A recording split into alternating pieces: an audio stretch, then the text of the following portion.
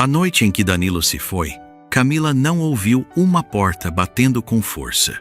Teria sido muito mais fácil assim, pois um estrondo seco, uma porta tremendo em seus batentes, seria o sinal claro e definitivo de que algo havia se quebrado irremediavelmente. Mas Danilo não fez barulho algum, preferindo partir como partem os covardes, com passos leves e calculados, cuidando para não despertar a mulher que deixava para trás e levando consigo até o direito dela de uma despedida digna. Camila despertou antes mesmo do sol apontar no horizonte, sentindo aquele peso familiar nas costas e nas pernas que, há semanas, a lembrava constantemente de que sua filha estava cada vez mais perto de vir ao mundo. O quarto permanecia em uma penumbra densa, e a cortina velha, desbotada pelos veranos implacáveis, deixava passar apenas uma estreita fresta de luz acinzentada que iluminava o ambiente de forma melancólica. Sobre a pequena mesa de madeira, ainda repousava o copo de Danilo com uma mancha de vinho grudada no fundo, como se até o último rastro dele se recusasse a desaparecer por completo daquela casa. No princípio, Camila pensou que ele pudesse ter saído cedo, talvez para comprar pão na padaria da esquina, ou para caminhar e esfriar a cabeça, como ele sempre dizia, quando uma responsabilidade nova começava a incomodá-lo profundamente. Na noite anterior, ele havia repetido aquela frase que ela já conhecia bem demais e que sempre a deixava com um aperto no coração. Preciso de tempo para pensar nas coisas. Ela não respondeu nada na hora. Apenas manteve as mãos apoiadas sobre o ventre protuberante, sentindo a coluna cansada, enquanto segurava uma agulha cravada na bainha de uma saia que deveria entregar impreterivelmente no dia seguinte. Não perguntou a ele o que um homem precisava pensar quando sua mulher estava grávida de 7 meses e faltavam apenas 3 dias para pagar o aluguel atrasado da pequena habitação. Não fez a pergunta porque no fundo da sua alma ela já sabia a resposta cruel. Danilo não precisava de tempo para refletir. Ele precisava apenas de uma porta por onde escapar, sem parecer o monstro que estava sendo. Camila se incorporou lentamente na cama, ouvindo o estrado de madeira Ranger sob seu peso, e percebeu que no outro lado o lençol estava completamente frio ao toque. Não havia jaqueta pendurada na cadeira de palhinha, não estavam as botas gastas dele junto à porta, e nem mesmo o pequeno pente de madeira que ele sempre deixava perto do lavatório de porcelana. O vazio não chegou de uma só vez como uma avalanche. Ele chegou detalhe por detalhe, como uma costura mal feita, que se descose em silêncio absoluto até que toda a peça se desfaça. Foi então que Camila viu a gaveta da cômoda aberta e ficou imóvel por longos segundos, sem precisar se aproximar para saber o que encontraria. Mesmo assim, caminhou até o móvel com uma mão na cintura e outra sobre o ventre, e ao olhar dentro do compartimento onde guardavam o dinheiro do aluguel embrulhado em um lenço, não encontrou absolutamente nada. Danilo havia levado até o último centavo, o lenço e a esperança de um teto seguro para o próximo mês, deixando-a com a solidão e as contas batendo à porta. Camila não chorou de imediato, e durante alguns segundos nem sequer conseguiu respirar com normalidade, sentindo o ar fugir de seus pulmões enquanto se apoiava na cômoda velha. Olhou para o buraco vazio da gaveta como se aquele vácuo pudesse lhe dar alguma explicação lógica para tamanha crueldade. Mas lá fora, na rua estreita, a vida continuava indiferente. Alguém arrastava um carrinho de mão pesado pelo calçamento de pedras, e um galo cantou cedo demais, lembrando que o mundo não pararia para lamentar a dor de uma mulher grávida e abandonada. Sobre a mesa estava sua máquina de costura velha, preta e pesada, com o metal gasto por anos de uso contínuo, sendo sua única ferramenta de sobrevivência. Junto à máquina, repousava o pequeno estojo de lata onde ela guardava agulhas, botões, carretéis de linha e algumas poucas moedas que Danilo não conhecia por estarem escondidas. Camila olhou de soslaio para aquele objeto, lembrando-se de que aquele estojo sempre fora seu refúgio secreto, não por desconfiança, mas por uma prudência que a vida difícil lhe ensinara. Sua mãe lhe dissera uma vez que uma mulher deveria ter sempre algumas moedas que ninguém contasse por ela, e naquele momento amargo, Camila entendeu que sua mãe não falava de dinheiro, Ela falava sobre a dignidade de ter um escape, sobre a capacidade de sobreviver quando todos os outros pilares ao redor desabassem sem aviso prévio, sob o peso da realidade. O bebê se moveu dentro dela com um golpe suave, quase como se fizesse uma pergunta silenciosa sobre o que aconteceria a partir daquele instante de desolação. Camila baixou o olhar para o próprio ventre e viu que a tela de seu vestido estava esticada ao máximo, gasta na zona onde suas mãos descansavam todas as noites em busca de conforto. Acariciou aquela curva com uma ternura triste, mas firme, e sussurrou para o ar frio do quarto, que também achava uma falta de educação partir sem se despedir de ninguém. A pequena brincadeira saiu com a voz quebrada e frágil, mas o simples fato de ter conseguido falar impediu que ela se despedaçasse completamente, ali mesmo naquele chão frio. Sentou-se na cadeira de madeira em frente à máquina de costura, o lugar onde passara tantas noites em claro, ajustando vestidos alheios e remendando vidas que não eram a sua. Ela havia costurado para outras mulheres, enquanto sua própria existência parecia se sustentar apenas por alguns alfinetes mal colocados e muita força de vontade. Agora, com Danilo desaparecido e o dinheiro do aluguel roubado, o quarto parecia muito mais estreito do que nunca, como se as paredes estivessem se fechando lentamente sobre seus ombros cansados. A cama, a mesa, a cadeira e até a cortina velha pareciam observá-la, com uma piedade que ela não desejava e nem aceitava de forma alguma. Camila odiava a lástima alheia, pois não odiava a pobreza que conhecia bem, nem odiava o cansaço que suportava todos os dias. Mas a piedade era algo humilhante. Era como se as pessoas olhassem para sua ferida antes de olharem para o seu rosto, rotulando-a apenas pela sua desgraça atual em vez de sua força de caráter. Voltou a tocar o ventre, mas desta vez não falou em tom de brincadeira. Disse em voz baixa e decidida que uma mãe poderia perder um homem, mas que a filha jamais perderia a mãe. Aquela frase ficou suspensa no ar pesado do quarto, não como uma promessa bonita de livro, mas como uma decisão de guerra que mudaria o rumo de tudo dali em diante. Camila não fazia a menor ideia de como pagaria o dono da casa. Não sabia onde dormiria em uma semana e nem se Danilo retornaria com alguma desculpa esfarrapada. No entanto, ela sabia de uma coisa fundamental. Não ia ficar sentada, esperando que o mundo sentisse pena de sua situação, enquanto a vida de sua filha dependia dela. A manhã avançou devagar, e Camila lavou o copo de Danilo sem olhar muito para a mancha de vinho, limpando os rastros da traição com uma determinação silenciosa e fria. Depois, dobrou o lençol do lado da cama que ele deixara vazio, não por nostalgia, mas porque a desordem das coisas a irritava e ela precisava de foco absoluto. Acendeu o pequeno fogareiro, aqueceu um pouco de água para lavar o rosto e tentou clarear os pensamentos enquanto a fumaça subia lentamente em direção ao teto manchado. Quando se olhou no espelho gasto, encontrou a imagem de uma mulher pálida, com olheiras profundas, o cabelo preso sem qualquer graça e os lábios apertados em uma linha de determinação ferrenha.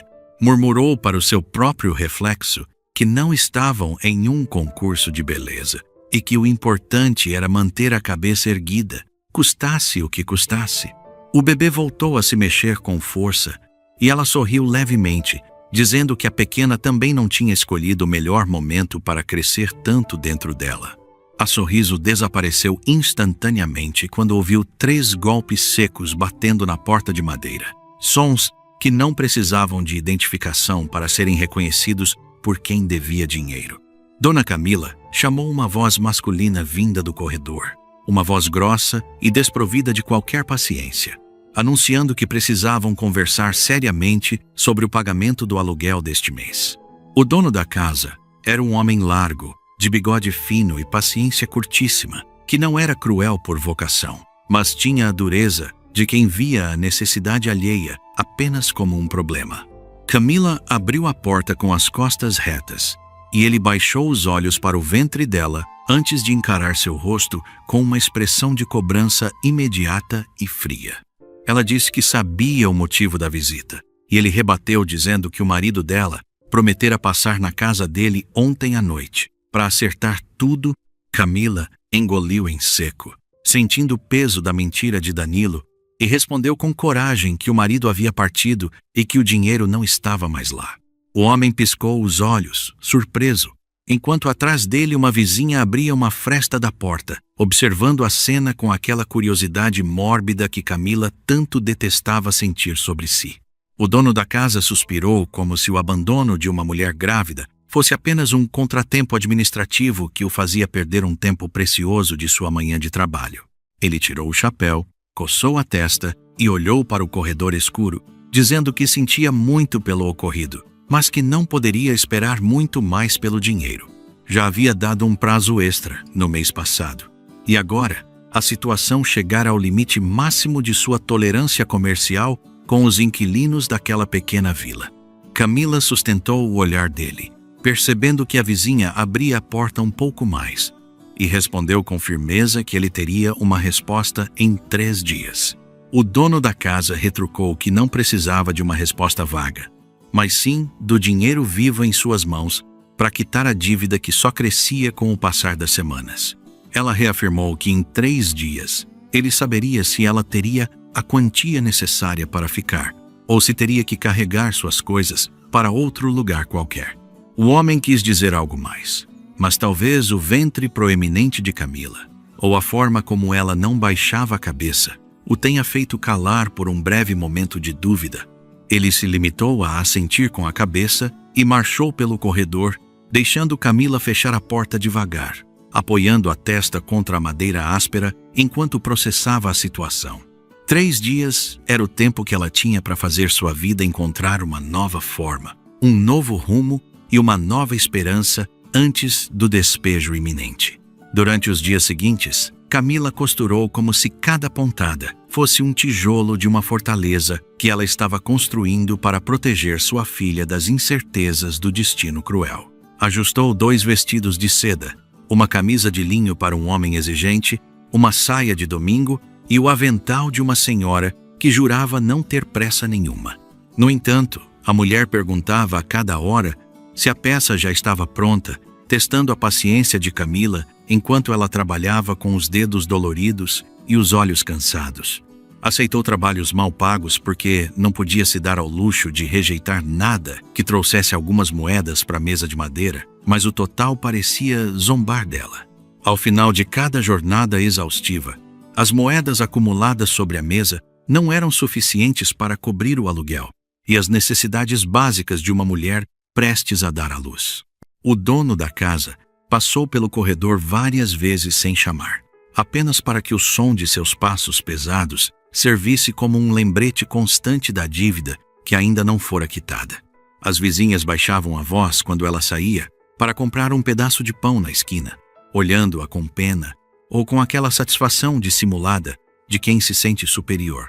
Camila ouviu alguém sussurrar "pobre coitada" em uma tarde quente e continuou caminhando com a cesta no braço, sentindo os pés inchados dentro dos sapatos velhos e apertados. Pobre coitada era a frase mais pesada que ela já carregara na vida, usada quando Danilo bebia demais, quando ele não trabalhava e agora que ele tinha fugido. Ninguém dizia mulher trabalhadora ou mulher capaz, apenas usavam aquele rótulo de piedade que parecia explicar toda a sua existência de forma simplista e cruel diante da vizinhança. Naquela tarde, uma cliente chegou com um vestido azul que precisava de ajustes urgentes na cintura para um evento importante que ocorreria no final de semana seguinte na cidade. Era uma mulher de bochechas redondas, mãos cheias de anéis dourados e uma língua que não parava de falar sobre a vida de todos os conhecidos da região. Sentou-se sem pedir licença na única cadeira junto à janela, enquanto Camila tomava as medidas da peça com a fita métrica e a paciência de uma santa. A mulher começou a contar que em Santa Odília finalmente iam vender o velho laranjal de Dom Jorge. Um lugar que antes era famoso pela doçura de suas frutas. Camila não levantou a vista do trabalho, mas seus ouvidos se atentaram à conversa quando a mulher mencionou que queriam se livrar da propriedade por qualquer preço. A cliente fez uma careta, descrevendo o lugar como um laranjal morto, cheio de árvores secas, um poço quase seco, valas de irrigação entupidas e uma casinha que estava prestes a desabar. Disse que a família de Dom Jorge não queria gastar nenhum real para manter aquilo e que os sobrinhos estavam discutindo pela herança sem querer assumir a responsabilidade. Agora, um deles, Rodrigo, estava procurando um comprador qualquer para fechar negócio rápido, vendendo a propriedade por um valor que muitos consideravam ridículo de tão baixo para o mercado. Somente um louco compraria aquilo, dizia a mulher entre risos, pois o lugar não servia nem para dar sombra em um dia de calor intenso nas colinas baixas. Camila voltou a costurar com mais força, perguntando em voz baixa onde ficava exatamente aquele laranjal abandonado que ninguém queria comprar para cultivar. A cliente riu alto, perguntando se ela estava interessada em comprar árvores secas e terra batida, e explicou que ficava nos arredores de Santa Odília, passando o caminho do moinho. Disse que o lugar tinha até fama de dar má sorte aos donos, e continuou falando sobre poços cobertos de musgo e parentes gananciosos que queriam apenas o dinheiro. Camila já não escutava com a mesma atenção de antes, pois a frase "um lugar que ninguém queria" ecoava em sua mente como uma pequena faísca de esperança. Para qualquer outra pessoa, aquilo seria um aviso de perigo, mas para ela começava a soar como uma possibilidade real de ter algo que fosse seu. Se ninguém o queria, talvez ninguém brigaria por ele, e se o preço fosse tão baixo, talvez ela pudesse alcançá-lo com suas economias secretas guardadas na lata. Naquela noite, após entregar o vestido azul ajustado, Camila fechou a porta com o trinco e retirou o estojo de lata de seu esconderijo seguro perto da máquina de costura. Durante um longo tempo, ela não teve coragem de abri-lo, pois aquele objeto continha anos de pequenas renúncias, moedas guardadas em segredo e pagamentos guardados com muito sacrifício pessoal. Eram economias feitas à custa de remendar seus próprios sapatos em vez de comprar novos e de passar algumas noites com fome para garantir um futuro para a filha. Quando levantou a tampa, o som metálico dos botões e das moedas pareceu quase íntimo naquela sala silenciosa onde o destino de sua vida estava sendo pesado. Ela separou as linhas e os dedais, encontrando embrulhado em um pedaço de pano branco o montante que conseguira reunir ao longo de tanto tempo de labuta constante. Contou as moedas uma vez, depois outra e uma terceira vez, esperando que os números mudassem por compaixão à sua situação de desespero e necessidade absoluta de um lar. O bebê deu uma patadita e Camila apoiou a mão no ventre, pedindo paciência enquanto calculava se aquele dinheiro seria suficiente para comprar um recomeço do zero absoluto. Sabia que não era o bastante para uma vida elegante no centro da cidade, mas era tudo o que ela tinha para oferecer em troca de um pedaço de terra. Se pagasse o aluguel pendente, quase não sobraria nada para o futuro, mas se não pagasse, teria que partir com uma dívida pesada nas costas e sem rumo. Olhou para as pequenas moedas na palma da mão e sentiu um nó apertado na garganta, percebendo que aquele quarto alugado jamais lhe daria um futuro real. Danilo se fora, e ela não podia colocar suas esperanças em um homem que partira em silêncio covarde, deixando-a para enfrentar os leões da realidade sozinha e grávida. Precisava de um lugar próprio. Não precisava ser bonito ou fácil de morar. Apenas precisava ser um lugar de onde ninguém pudesse expulsá-la, por falta de pagamento. Lembrou-se do Laranjal de Santa Odília, que todos chamavam de morto, e que estava sendo vendido por um preço humilhante devido ao estado de abandono total das terras. Justamente por isso, Camila não conseguia parar de pensar naquela propriedade como sua única saída viável, para garantir que sua filha tivesse um teto estável sobre a cabeça. Aquele pouco dinheiro não comprava tranquilidade na vila, mas talvez comprasse um lugar esquecido pelo mundo onde ela pudesse fincar suas raízes e crescer com a filha. Olhou ao redor do quarto, vendo a cortina velha, a cama de estrado rangente, a máquina de costura e a parede descascada que pareciam observar sua decisão com expectativa. Tudo ali parecia provisório, como se uma rajada de vento um pouco mais forte pudesse levar embora sua dignidade e o pouco que lhe restava de esperança real. Camila colocou a mão sobre o ventre e sussurrou que primeiro pagaria o que devia ao dono da casa para sair dali com a cabeça erguida e honrada. Depois disso, ela iria ver aquele lugar abandonado com seus próprios olhos para decidir se aquele deserto de árvores secas poderia se tornar o seu pequeno paraíso particular.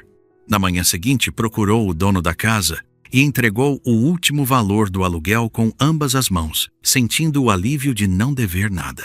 O homem recebeu o dinheiro, contou cada centavo e assentiu com a cabeça, sem oferecer palavras de consolo, mas também sem demonstrar a crueldade fria de antes na cobrança. Camila inclinou a cabeça em agradecimento e voltou ao quarto, onde abriu novamente o estojo de lata e viu que restavam apenas pouquíssimas moedas de baixo valor ali. Mesmo assim, as embrulhou em um lenço com o maior cuidado do mundo, como se estivesse protegendo o último pedaço de esperança que restava em sua vida naquele dia. Iva apenas olhara o laranjal. Queria saber se no meio de tanta ruína e abandono ainda restava um espaço pequeno onde ela e Luísa pudessem começar tudo de novo. O caminho para Santa Odília foi muito mais longo do que ela imaginara em seus planos, e o sol caía impiedoso sobre as trilhas de terra vermelha. O pó se grudava na barra de seu vestido e seus pés inchados a obrigavam a parar várias vezes para descansar sob a sombra rala de algumas árvores secas. Cada vez que parava, Camila colocava a mão no ventre e respirava fundo, dizendo a si mesma que só precisava caminhar mais um pouco até o objetivo. Quando finalmente viu o letreiro velho que indicava a entrada do povoado, sua garganta estava seca e ela sentia uma dor sorda nas costas por causa do peso. Santa Odília apareceu com suas casas brancas e olhares curiosos das pessoas que observavam aquela mulher desconhecida em um estágio avançado de gravidez, caminhando sozinha pelas ruas empoeiradas. Ela perguntou pelo laranjal e uma mulher franziu o senho, questionando por que alguém queria ver aquele lugar triste que não dava mais nenhum fruto ou sombra. Clara respondeu em voz baixa que apenas desejava vê-lo, e a mulher negou com a cabeça, sugerindo que era melhor olhar de longe para não sentir tristeza profunda. Um homem sentado sob a sombra de uma parede soltou uma risada debochada, afirmando que lá não restava nada digno de ser visto por olhos humanos interessados.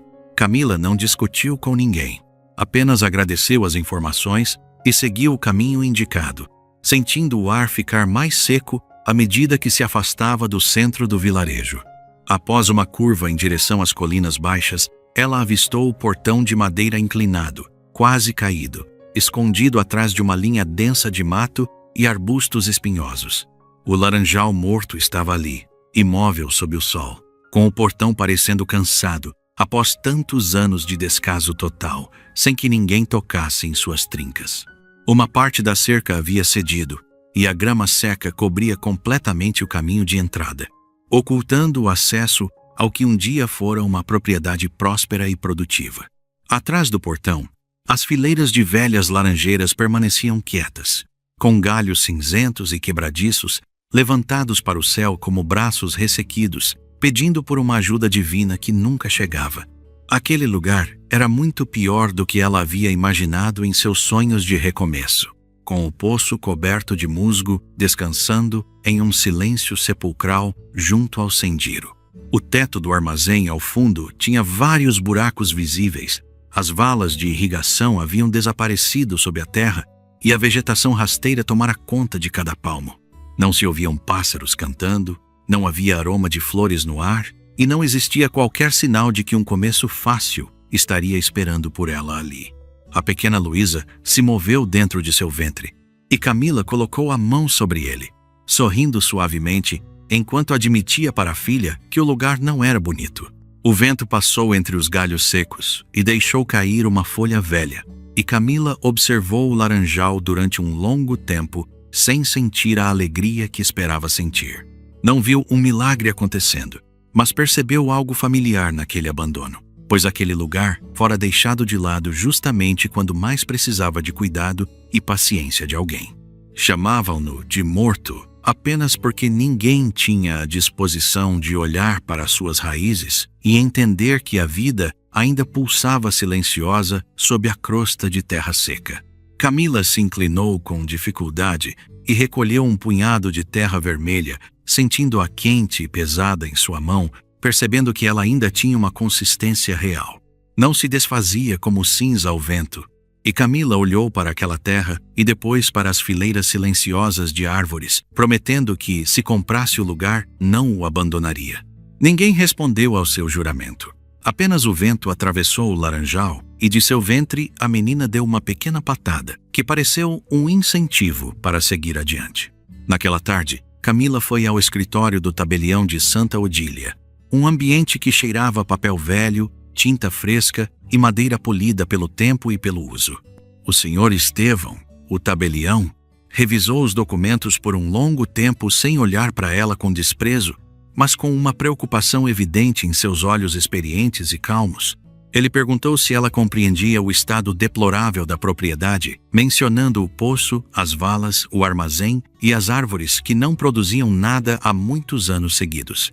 Camila disse que compreendia tudo, e o tabelião hesitou, lembrando que ela estava perto de dar à luz e que aquele lugar seria extremamente duro para uma mulher.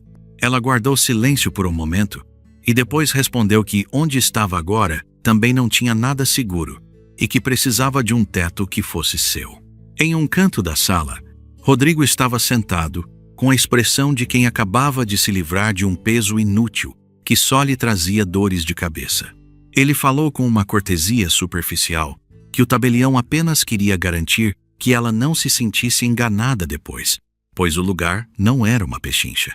Camila o encarou e disse que não acreditava ser uma pechincha, mas sim a única coisa que ela ainda poderia tentar fazer para mudar sua sorte. A resposta deixou a sala em silêncio por um instante, e o senhor Estevão suspirou antes de colocar a caneta tinteiro na frente dela para que assinasse o contrato definitivo.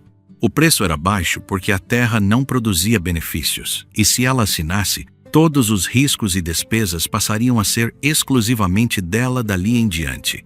Camila olhou para a caneta e pensou no quarto alugado, na dívida paga, nas moedas que restavam e no silêncio da partida de Danilo naquela noite de traição. Pensou na terra vermelha em sua mão e na pequena patada de Luísa. E quando o tabelião perguntou se ela tinha alguém para ajudá-la, ela respondeu com orgulho. Disse que tinha sua filha. E quando ele mencionou uma pessoa adulta, ela acariciou o ventre e disse que aprenderia a ser adulta o suficiente pelas duas. Camila tomou a caneta e sua mão tremeu levemente. Não por arrependimento da decisão tomada, mas porque sabia que estava colocando toda a sua vida sobre aquele pedaço de papel.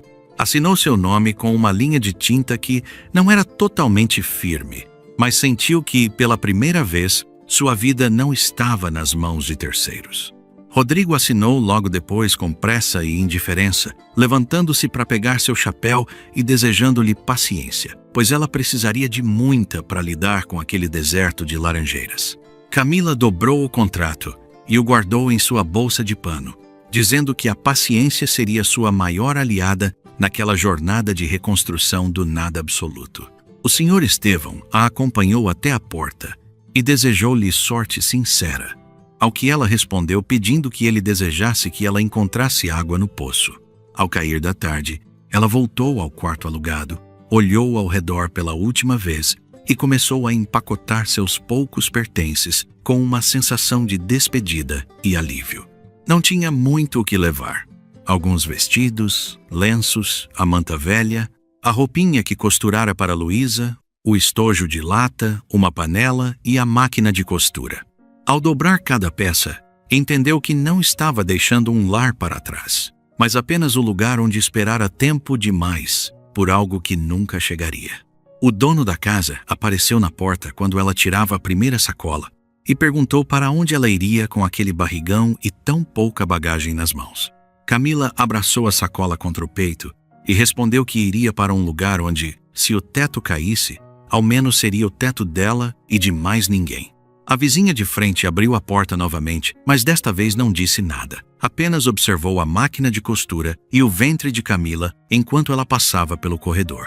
Camila caminhou com a cabeça erguida, sentindo que cada passo era pesado mas necessário para se livrar das amarras daquela vida de piedade e julgamentos constantes dos outros. Na rua, uma pequena carroça a esperava para levar suas coisas até Santa Odília, e o condutor perguntou se aquilo era tudo o que ela possuía no mundo. Ela olhou para a máquina, as sacolas e o estojo, e respondeu que aquilo era tudo o que cabia em uma vida que precisava começar do zero absoluto. O homem não soube o que responder, apenas acomodou a carga e partiu pelo caminho poeirento, deixando para trás o vilarejo velho e suas sombras de fracasso. Diante dela, além das colinas, esperava um portão inclinado, um poço com musgo e uma terra que ninguém queria, mas que agora pertencia a ela por direito e contrato. Camila não sabia se cometera uma loucura, mas pela primeira vez, a loucura era dela e de sua filha, e isso lhe dava uma força que nunca sentira. Chegaram ao laranjal quando o sol se inclinava sobre as colinas baixas, e o silêncio do lugar parecia ainda mais denso e cansado do que na primeira visita. O carreteiro descarregou as coisas e perguntou se ela tinha certeza de que queria ficar ali sozinha naquela ruína sem vizinhos ou luz elétrica por perto. Ela observou o armazém com o teto aberto e respondeu que, como já havia comprado, agora lhe restava apenas se convencer de que fora uma boa ideia. O homem riu brevemente, ajudou a colocar a máquina de costura dentro do armazém e partiu, levantando uma nuvem de poeira que demorou a baixar no horizonte silencioso. Quando o ruído das rodas se perdeu, Camila se sentiu verdadeiramente sozinha em um silêncio que não acusava, mas também não prometia facilidades para os próximos dias difíceis. Entrou no armazém e viu o chão coberto de pó, folhas secas e restos de palha velha, com ferramentas oxidadas esquecidas em um canto escuro e empoeirado da sala. Uma lagartixa correu pela parede de pedra e ela murmurou que ao menos teriam companhia naquele lugar que agora chamariam de Lar Doce Lar, apesar dos pesares. Luísa deu uma patadita e Camila sorriu, dizendo para a filha não começar a reclamar ainda, pois ela ainda não pagava o aluguel do ventre materno. Retirou a manta da sacola, sacudiu o chão com um galho seco e acomodou um canto para se sentar e comer um pedaço de pão com queijo duro. Comeu devagar, sentindo o cansaço dominar seus ossos, enquanto o sol desaparecia por completo e o frio da noite começava a entrar pelos buracos do telhado velho. Envolveu-se na manta e recostou-se no chão duro, usando uma sacola de roupas como travesseiro, improvisado para tentar descansar o corpo exausto da longa viagem e do trabalho. Tudo doía, mas ela olhou para cima e viu uma estrela brilhando através de um buraco no teto, sentindo que o universo ainda estava ali, observando sua luta. Uma gota de umidade caiu em sua testa, e ela soltou uma gargalhada cansada, percebendo que o teto tinha caráter e que a aventura estava apenas começando para as duas. Naquela primeira noite no Laranjal, Camila não chorou, talvez por estar exausta demais ou porque sabia que, se começasse, não conseguiria parar de soluçar tão cedo diante do medo. Limitou-se a colocar uma mão no ventre e outra no solo do armazém, tentando sentir se debaixo de tanta ruína ainda existia algo firme e real para se segurar. Não encontrou respostas imediatas, mas o simples fato de não ter fugido já era sua primeira vitória contra o destino que tentara derrubá-la, sem qualquer piedade ou aviso. Despertou no dia seguinte com o corpo entumecido e um raio de sol cruzando seu rosto, lembrando-a de onde estava e do trabalho hercúleo que a esperava pela frente. Levantou-se com dificuldade, prendeu o cabelo e começou a limpar o armazém, retirando as folhas secas e o lixo acumulado por anos de abandono total por parte dos donos. Varreu o chão com uma vassoura improvisada de ramos secos, e a poeira subiu em redemoinhos, sob a luz matinal que entrava pelas frestas do telhado e das paredes. À meio da manhã, o suor já escorria por sua testa, e ela sentia a coluna protestar contra o esforço físico, mas não parou de trabalhar nem por um segundo. Foi então que ouviu uma voz vinda da cerca, uma voz feminina, que criticava sua forma de varrer, e dizia que daquele jeito ela levaria até o Natal. Camila virou-se e viu uma idosa pequena e reta, com cabelos brancos presos em um coque severo e olhos que pareciam ter visto muitos verões passarem por aquelas terras. Aos pés da mulher, uma galinha avermelhada picoteava o solo com uma autoridade cômica, observando Camila com a mesma curiosidade crítica de sua dona idosa e de aparência austera. Camila cumprimentou com um bom dia, ao que a mulher retrucou que isso dependia de quem olhava a situação e perguntou se ela era a louca que comprara a ruína. Apresentou-se como Dona Marta e deixou claro que não viera para ajudar, mas sim para ver quanto tempo Camila levaria para desistir daquele laranjal morto e sem vida. A galinha, que Dona Marta chamava de rainha, entrou no armazém sem cerimônia e Camila tentou espantá-la, acabando por encontrar um ovo fresco dentro de sua cesta de costura. Ficou olhando o ovo incrédula e Dona Marta comentou que a galinha tinha melhor critério do que muitas pessoas, escolhendo um lugar limpo e macio para depositar seu tesouro matinal. Camila sentiu um nó na garganta ao segurar o ovo morno, percebendo que era a primeira coisa viva que o laranjal lhe entregava desde sua chegada solitária e difícil. Dona Marta deixou um pedaço de pão sobre uma pedra e disse que sobrara de seu café, mas Camila percebeu o gesto de bondade escondido sob a casca de grosseria. A idosa apontou com seu cajado para alguns grupos de árvores perto do poço e avisou para não cortar os galhos que pareciam mortos, pois ainda tinham vida. Camila perguntou se ela trabalhara ali antes, e Marta respondeu com nostalgia que fora há muito tempo, quando o lugar ainda cheirava a flor de laranjeira em cada canto. Chamou a galinha e partiu, mas antes avisou Camila para começar a limpeza pelo lado norte da vala de irrigação e ter cuidado com as pedras soltas no caminho. Camila ficou sozinha novamente, mas o silêncio agora tinha um sabor diferente, pois havia pão sobre a pedra, um ovo em sua mão e um conselho precioso em sua mente. Aprendeu nos dias seguintes que uma casa não começa com paredes firmes, mas sim com os gestos repetidos de cuidado diário que transformam um espaço vazio em um lar real. O armazém continuava pobre e cheio de goteiras, mas já não parecia abandonado, pois Camila cobrira os buracos com telas e acomodara sua máquina de costura em um canto seco. Colocou uma lata com sementes de manjericão perto da porta para espantar insetos e perfumar o ar, seguindo a dica que Dona Marta deixara cair propositalmente durante uma visita. A idosa aparecia quase todos os dias junto à cerca, criticando o modo como Camila segurava a enxada ou como regava as mudas que tentavam sobreviver ao calor intenso. No entanto, ela sempre trazia algo útil consigo: uma tesoura de poda velha, um punhado de pregos ou uma corda resistente para ajudar nos reparos mais urgentes do lugar. Camila começou a conhecer o laranjal como se conhece um doente silencioso, aprendendo a tocar a casca das árvores antes de decidir se estavam realmente mortas ou apenas dormindo profundamente.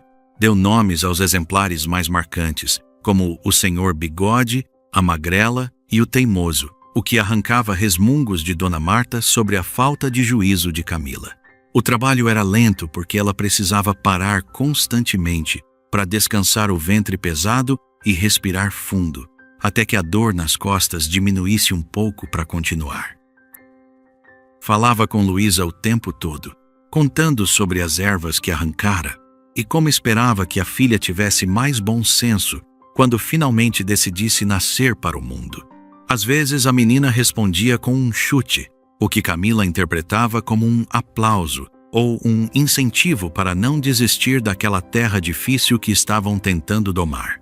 Houve noites difíceis em que o vento soprava forte pelas frestas e Camila contava as moedas que restavam, sentindo o medo de que o futuro fosse grande demais para ela sozinha.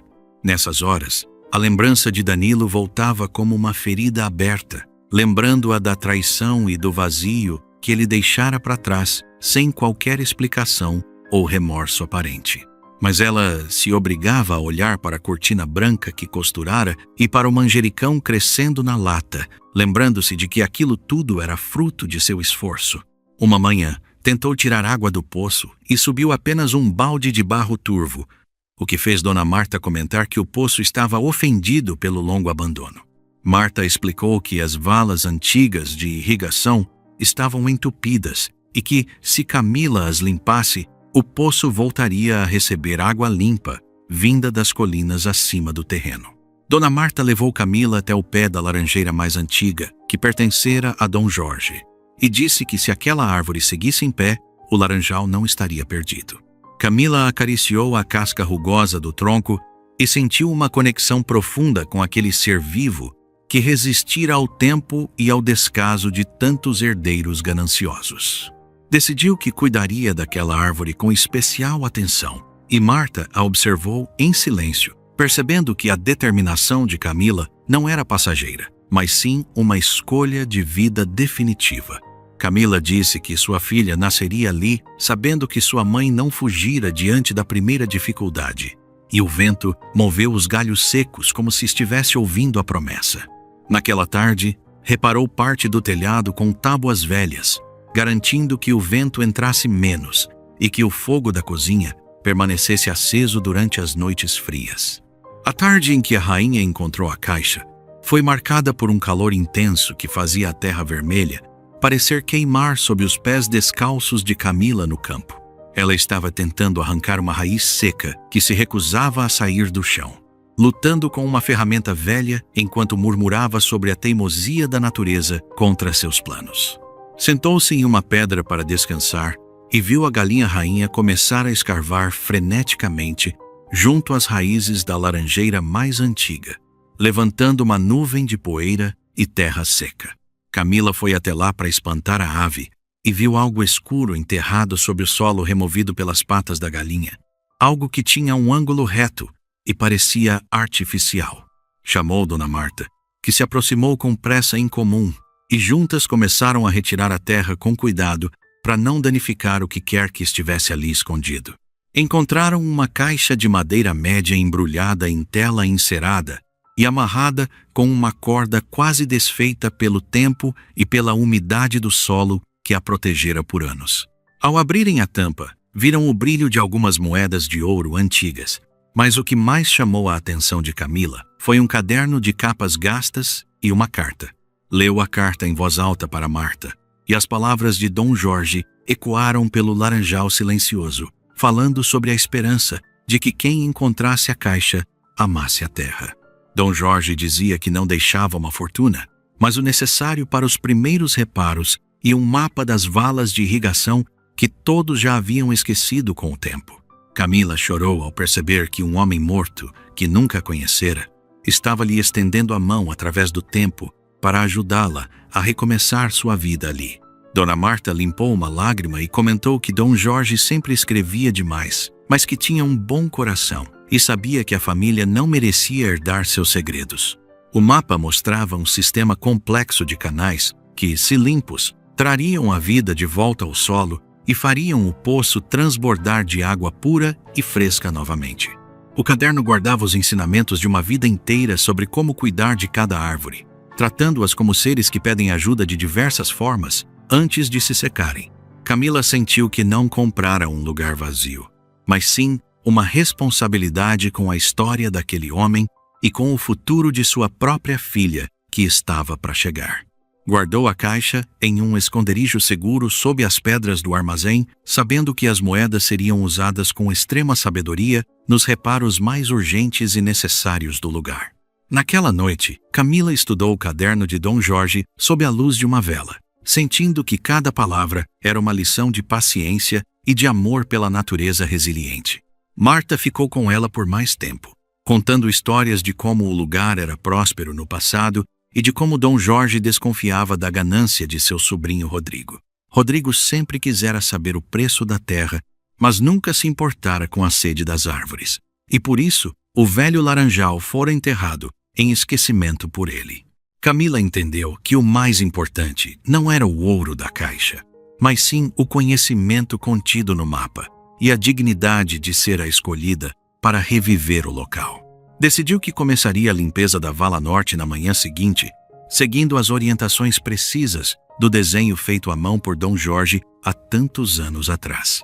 Ao amanhecer, Camila estava com a pá na mão junto à vala norte, sentindo uma determinação que Dona Marta considerou perigosa para uma mulher em seu estado físico avançado. Começou a retirar pedras, barro seco e raízes que obstruíam o caminho da água, trabalhando devagar para não prejudicar sua saúde ou a do bebê que carregava com amor. À meio da manhã, um menino magro chamado Caio apareceu com algumas cabras e ofereceu esterco para a terra em troca de um pedaço de pão e algo doce. Camila aceitou a troca, percebendo que a comunidade começava a se aproximar dela, não por caridade, mas por uma relação de respeito e trabalho mútuo que nascia ali. Quando a pá atingiu algo oco na vala, ela chamou Marta, e juntas retiraram a obstrução que impedia o fluxo da água vinda das colinas distantes do terreno. Um fio de água marrom e fraco começou a correr pelo canal limpo, e Camila sentiu que presenciava um milagre silencioso acontecendo diante de seus olhos cansados e cheios de suor. O fio cresceu, o barro se amoleceu, e o som da água correndo trouxe uma alegria que ela não conseguia expressar em palavras, apenas em lágrimas de puro alívio. Luísa deu um chute forte, e Camila sorriu dizendo que a filha também sentira que a vida estava voltando para casa através daquele pequeno canal de água barrenta. Contratou um pedreiro para consertar a polia do poço com as moedas de ouro, e o homem garantiu que a estrutura ainda era sólida e que daria bons frutos. Com o esterco de Caio, adubou as árvores que pareciam mais fracas, conversando com o Sr. Bigode e prometendo que ele voltaria a ter flores brancas em breve. A notícia de que o laranjal morto estava recebendo água correu por Santa Odília como fogo em palha seca, despertando a curiosidade de uns e a ganância de outros no vilarejo. Camila começou a vender pequenos maços de temperos e algumas verduras que cresciam entre as laranjeiras, ganhando suas primeiras moedas honestas no mercado local de domingo na praça. As pessoas olhavam para ela com uma mistura de espanto e respeito, vendo que a mulher grávida e sozinha estava conseguindo o que muitos homens da família Robles haviam desistido. O ferreiro Benedito apareceu para consertar o portão e disse que ela poderia pagar quando pudesse, demonstrando que a maré de sorte e apoio estava mudando a favor de Camila. Ela sentia que o armazém já era um lar, com o cheiro de manjericão e o som da água no poço preenchendo os seus dias de trabalho. No entanto, o sucesso inicial atraiu a sombra de Rodrigo, que apareceu um dia com um advogado exigindo revisar a propriedade em busca de bens de família que ele suspeitava existirem. Ele bateu no portão com arrogância, mas Camila não abriu, mantendo-se firme em sua posição de dona legal da terra e de tudo o que nela estivesse enterrado ou vivo. Rodrigo ameaçou com processos e disse que uma mulher sozinha não teria como se defender legalmente contra os interesses de uma família tradicional da região de Serraria. Camila respondeu que tinha a lei ao seu lado e a terra sob seus pés, e que não permitiria que ninguém roubasse o futuro que ela estava construindo. Dona Marta apareceu com seu cajado e espantou os homens com palavras duras sobre a falta de vergonha de quem abandona a terra e volta apenas pelo lucro. Rodrigo partiu furioso, mas Camila sabia que ele não desistiria tão fácil de tentar reaver o que agora parecia valioso aos olhos de quem só enxerga o brilho do ouro. Começou a espalhar rumores no povoado de que ela encontrara tesouros escondidos e que estava roubando a herança legítima dos Robles através de meios ilícitos e mentiras descaradas. Algumas pessoas no mercado começaram a olhá-la, com desconfiança novamente, mas Camila manteve a cabeça erguida e continuou seu trabalho diário de cuidar das árvores e da pequena Luísa. Sentia que a tensão crescia, mas a primeira flor de laranjeira apareceu no Sr. Bigode como um sinal de que a natureza não se importava com as fofocas dos seres humanos. Era uma flor minúscula, branca e de um perfume delicado que parecia prometer uma primavera inteira de esperança e renovação para aquele solo antes considerado morto. A tarde em que Rodrigo voltou com 2 capangas armados de barras de ferro foi a mais tensa de todas, pois ele estava decidido a entrar no laranjal por bem ou por mal. Camila estava sozinha com Rainha quando ouviu os gritos no portão e sentiu um medo frio percorrer sua espinha ao ver a violência estampada nos rostos dos homens. Lembrou-se da velha campana de bronze que Dom Jorge usava para chamar os trabalhadores e correu até o armazém para puxar a corda com todas as suas forças e desespero. O som alto e metálico ecoou por toda a região, avisando que algo grave estava acontecendo na propriedade de Camila e atraindo a atenção de quem estivesse por perto. Em poucos minutos, Benedito, Caio, a padeira Beatriz e Dona Marta apareceram no caminho, impedindo que Rodrigo derrubasse o portão com as barras de ferro que trazia. O tabelião Estevão também chegou e confirmou que a escritura era legal e que qualquer tentativa de invasão resultaria em prisão imediata para os agressores e seus mandantes gananciosos. Camila mostrou a carta de Dom Jorge para os vizinhos, e as palavras do velho proprietário sobre o respeito à terra calaram a boca de quem acreditava nas mentiras de Rodrigo. A comunidade se uniu em torno de Camila, percebendo que ela era a verdadeira herdeira do espírito de Dom Jorge, pois fora ela quem trouxera a vida de volta ao lugar. Rodrigo foi embora humilhado, sabendo que não tinha mais espaço para suas manipulações naquele vilarejo que aprendera a admirar a força daquela mulher grávida e determinada. Camila sentiu a primeira contração forte logo após a partida dos homens, percebendo que sua filha estava pronta para nascer sob o signo da vitória e do apoio. A noite do parto foi marcada por uma tempestade violenta que lavou as laranjeiras e encheu as valas de água pura vinda das colinas de Santa Odília com força total. Dentro do armazém, com a ajuda de Dona Marta e da padeira Beatriz, Camila deu à luz a pequena Luísa, enquanto o som da chuva batia no telhado, agora bem reparado.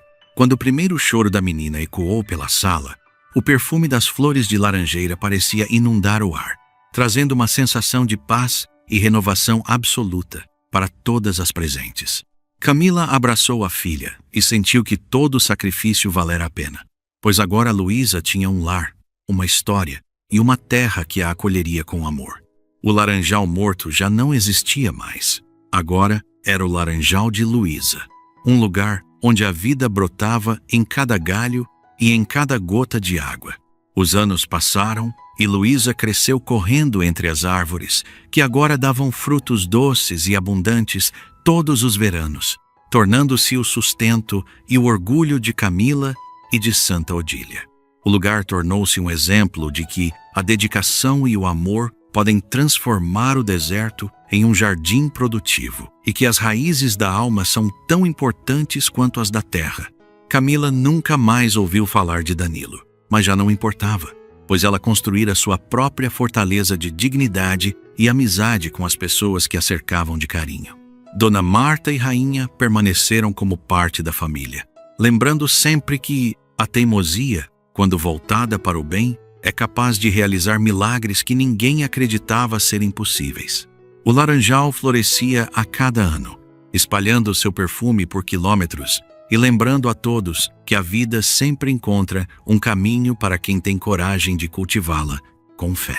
A trajetória de Camila nos ensina que a verdadeira herança não é feita de moedas de ouro ou de documentos assinados em cartórios frios, mas sim da persistência em acreditar naquilo que os outros já deram por morto.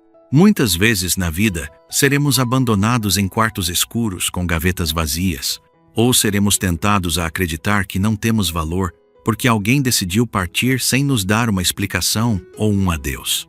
No entanto, a força de uma pessoa não é medida pelo que ela perde, mas pelo que ela decide construir com os destroços que lhe restaram em meio às ruínas do destino.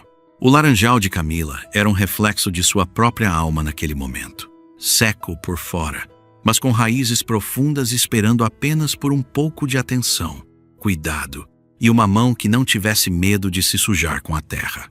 Para os mais velhos, que já viram muitas primaveras e invernos passarem, essa história ressoa como um lembrete de que o tempo é um mestre paciente, que sempre recompensa quem sabe esperar o momento certo do florescer.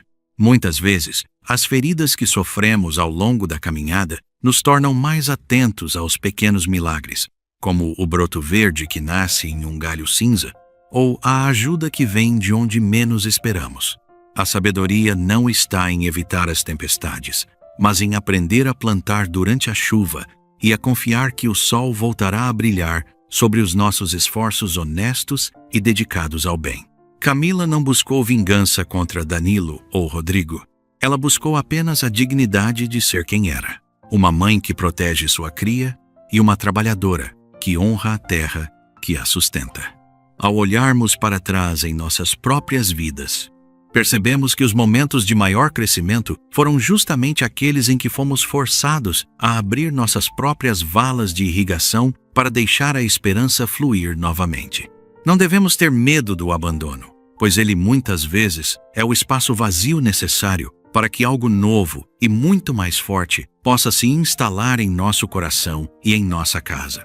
A história de Camila é a história de cada um de nós que, em algum momento, teve que ser o seu próprio herói e o seu próprio milagre diante das adversidades do mundo exterior e das sombras internas.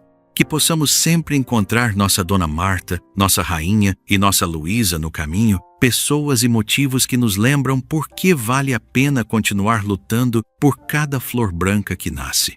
O perfume do azahar é o perfume da superação. Um cheiro que só conhece quem já sentiu o cheiro da terra seca e o gosto do suor no rosto após um dia inteiro de labuta solitária e incerta. A vida é um laranjal que exige paciência, poda e, acima de tudo, o reconhecimento de que nada está verdadeiramente morto se ainda houver alguém disposto a olhar para a raiz com amor e respeito. Que esta narrativa sirva de acalento para os corações cansados e de incentivo para as mãos que ainda desejam plantar, pois o amanhã é um fruto que depende inteiramente da coragem que temos hoje. No final das contas, o que resta é a paz de saber que não fugimos de nossa própria história e que deixamos um rastro de vida por onde passamos, seja em um vilarejo distante ou no silêncio de nossas memórias.